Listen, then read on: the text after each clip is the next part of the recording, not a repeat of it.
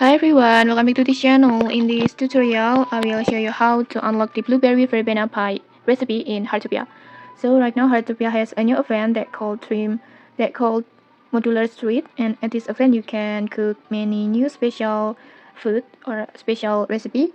And one of them is this secret recipe Blueberry Verbena Pie. And to unlock this recipe is very easy. First just go to your brick serving card.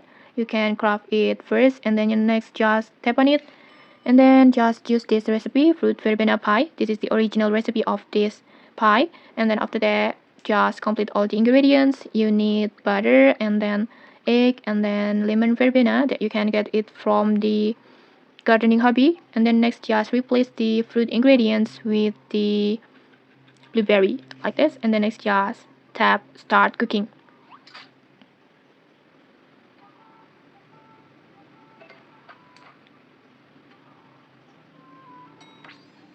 And just like that, you will successfully unlock this hidden recipe of blueberry verbena pie.